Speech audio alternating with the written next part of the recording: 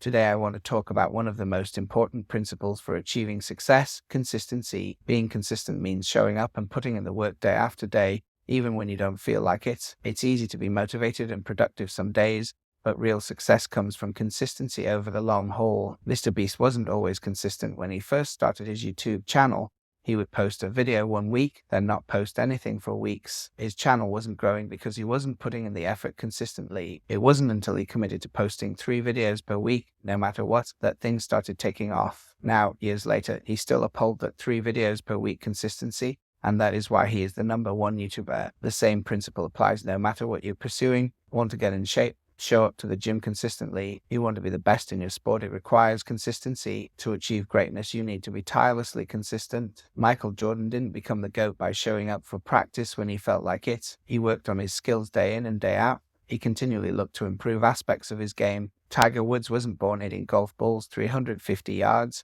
He's one of the most consistent trainers in the history of the sport. Consistent practice over decades made him a legend. This applies to business too. Want to build a business? Put in consistent work on sales and marketing. Commit to consistent practice and learning. Take Howard Schultz of Starbucks. He grew the company by being obsessive about the consistent Starbucks experience. Customers could walk into any Starbucks around the world and count on the same excellent coffee and atmosphere. He never compromised on quality and consistency even as the company scaled. But we've also seen what happens when successful people get complacent and lose consistency. Take Elizabeth Holmes of Theranos as a cautionary tale. She was once the darling of Silicon Valley for her breakthrough blood testing technology, but she got sloppy, made hollow promises, and ultimately the flawed technology didn't deliver because she lost consistency in her execution. The business collapsed. The market rewards consistency and punishes complacency. Customers gravitate to brands that deliver consistent quality and value. The most successful surgeons are those who implement procedures flawlessly time after time.